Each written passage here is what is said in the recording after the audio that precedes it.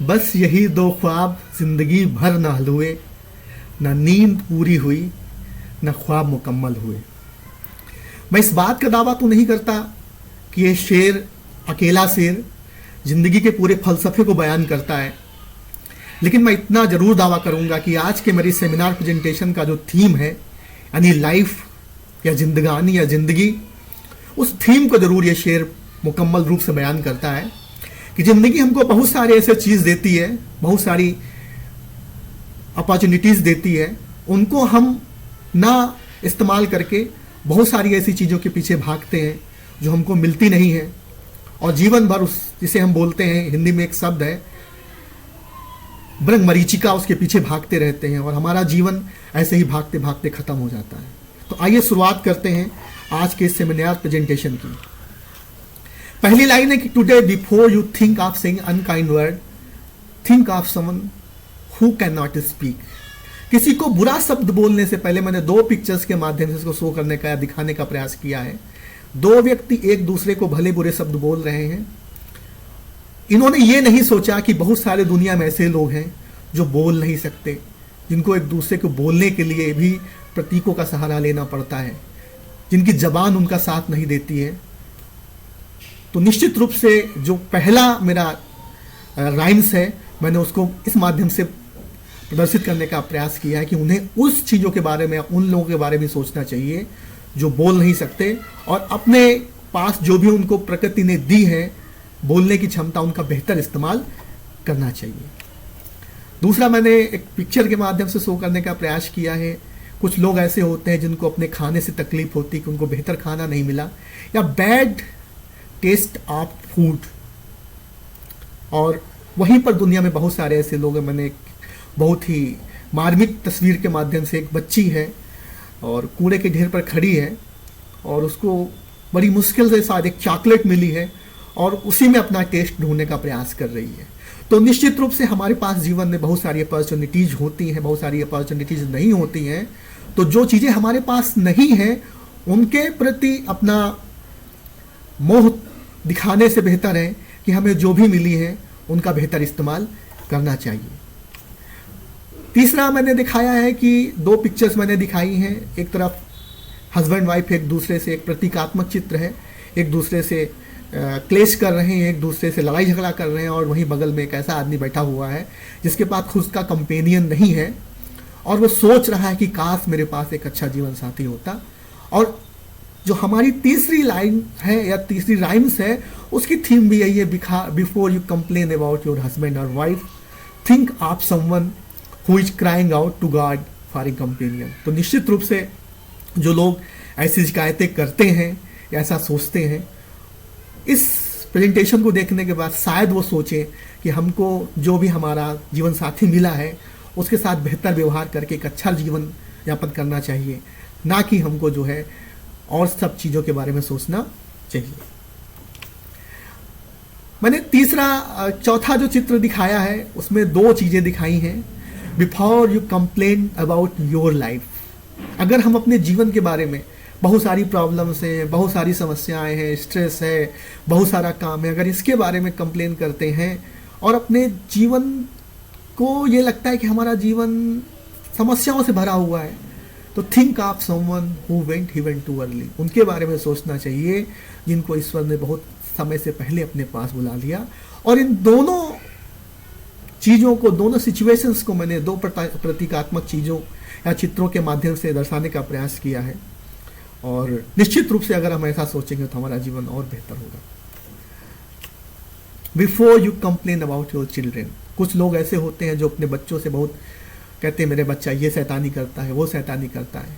एक मैंने चित्र दिखाया है, एक माँ अपने बच्चों से शिकायत कर रही है, तो वहीं कुछ ऐसे लोग भी हैं जिनके पास खुद के बच्चे नहीं हैं, पूरा जीवन उनका जो है ऐसे ही गुजर गया। तो उन लोगों को सोचना चाहिए, उन लोगों के बारे में भी कि जो है अगर मेरे पास बच्चे नहीं होते तो हमारा जीवन कैसा होता। तो जो हमारे बच्चे हैं या जो भी हमारे पास है, उन बच्चों को समझा बुझा करके जीवन को और बेहतर बनाने, ज़िंदगी को और बेहतर बनाने की कोशिश करनी चाहिए। Before you argue about your dirty house, someone didn't clean or sweep, think of people who are living on the street। हमें अक्सर बड़ी शिकायत होती है हमारा छोटा घर है, हमारा घर गंदा हो जाता है, हमारे पास और बेहतर घर होना चाहिए था, हमारे पास और बड़ा घर होना चाहिए था। लेकिन जब हम ऐसा सोचते हैं तो हम उन लोगों के बारे में नहीं सोचते हैं जो सड़कों पे जीवन गुजार रहे होते हैं, जिनका पूरा जीवन सड़क पे ही जिनका जन्म होता है, सड़क पर ही जिनकी मृत्यु हो जाती है। और जिस दिन हम उन लोगों के बारे में सोच लेंगे या उन लोगों की स्थिति के बारे में सोच लेंगे कि ईश्वर ने उनकी तुलना में हमको कितना बेहतर सुविधाएं दी है, कितना बेहतर घर दिया है, तो निश्चित रूप से हमारा घर बहुत बेहतर हो जाएगा, बहुत ही बेहतर कंडीशन हो जाएगी। और हमारे ज़िंदगी की जो हमारी ज़िंदगी को लेकर के हमारी जो तमाम शिकायतें हैं अपने आप ख़त्म होती जाएंगी। निश्चित रूप से हमारी ज़िंदगी और बेहतर हो जाएगी। मैंने दो चित्र आपके सामने आपको दिखाई पड़ रहे होंगे। एक तरफ एक बहुत लंबा रास्ता है और दूसरी तरफ जिसको हम कार से तय करते हैं, जिसको हम अपने व्हीकल से तय करते हैं, जो भी हमारे पास बाइसिकल से तय करते हैं। Before you वेनिंग about distance you drive, अगर आपको अपनी लंबी दूरी से दिक्कत है, आपको उससे चिंता है या आप उससे परेशान हैं, think of someone who walks the same distance with their feet. उन लोगों के बारे में सोचो जो उसी दूरी को अपने पैरों पर तय करते हैं। और जिस दिन आप उनके बारे में सोचोगे, आपकी अपनी खुद की शिकायत अपने आप जाती रहेगी, अपने आप जाती रहेगी और निश्चित रूप से आपको लगेगा कि ईश्वर ने आपको कितना बेहतर जीवन दिया है। And when you tired and complain about your job, बहुत सारे लोग होते हैं जिनको शिकायत होती है मुझे बेहतर नौकरी नहीं मिली, जिस कैपेबिलिटी का मैं व्यक्ति था, जिस कैपेसिटी का मैं व्यक्ति था, वो नौकरी मुझे नहीं मिली। और ऐसा कह करके अपनी नौकरी में अपनी वर्किंग एफिशिएंसी को कमज़ोर कर लेते हैं। उन्हें उन लोगों के बारे में सोचना चाहिए जिनके पास काम करने के लिए नौकरी नहीं है। मैंने दो पिक्चर्स के माध्यम से दिखाने की कोशिश की है। कुछ तरफ लोग खड़े हुए हैं जो रेडी फॉर वर्क का एक झोला टांगे हुए हैं और कुछ एक बगल में व्यक्ति बैठा हुआ है जो अपने काम से परेशान है। तो अगर आपको दूसरी कंडीशन के बारे में आपने सोच लिया तो आपको अपने काम से मोहब्बत हो जाएगी और निश्चित रूप से आप अपने वर्किंग एफिशिएंसी को और बेहतर बनाएंगे। और अगर आप दूसरे की बुराई करने की कोशिश करते हैं या दूसरे की बुराई का प्रयास करते हैं तो आपको ये सोचना चाहिए कि दुनिया में कोई भी ऐसा नहीं है जो बगैर पाप का हो या जिसने ज़िंदगी में पाप ना किया हो। और जिस दिन आपको लगे कि आपको बहुत स्ट्रेस हो गया है, बहुत परेशानी ज़िंदगी से, कुछ नहीं करना है आपको, अपनी आंखें बंद कीजिए। मैंने एक प्रतीकात्मक चित्र दिया हुआ है उड़ते हुए पंछियों का और एक लड़की उनको उड़ा रही है। तो उस प्रतीक के माध्यम से मैंने कहने का किया है कि आपको कुछ नहीं करना है, आंखें बंद करनी है, मुस्कुराना है और ये सोचना है कि ईश्वर ने तुमको जीवित रखा है और आज भी आपके आसपास है। ये सबसे बड़ी आपकी उपलब्धि है और देखेंगे कि आपके जितना भी स्ट्रेस है धीरे धीरे पूरा जाता रहेगा और आपका जीवन, आपकी ज़िंदगी, आपकी लाइफ और बेहतर हो जाएगी। Life is a gift. मैंने दो पिक्चर दिखाया है और पहला पिक्चर 3 चीज़ों को व्यक्त करता है। Gift, live it, enjoy it and celebrate it. जिंदगी एक ईश्वर का दिया गया उपहार है, प्रकृति का दिया गया, खुदा का दिया गया, एक खुदा की नियामत है, ईश्वर का उपहार है, भगवान का दिया गया आपको उपहार है, प्रकृति प्रदत्त है। आपको क्या करना है, उसको जीवन जीना है, इंजॉय करना है, सेलिब्रेट करना है। और दूसरा पिक्चर दिखाता है एंड फुलफिल इट। कैसे फुलफिल आप कर सकते हैं? Helping to each other.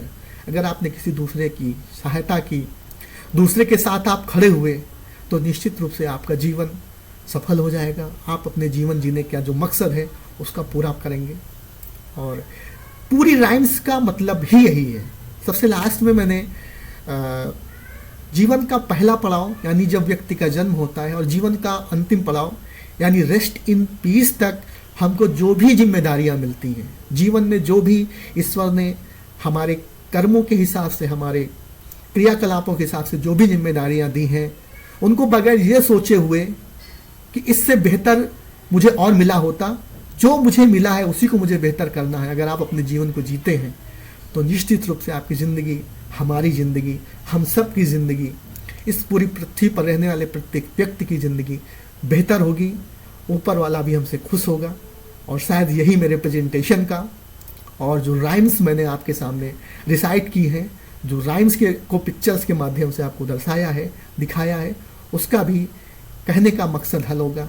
Thank you.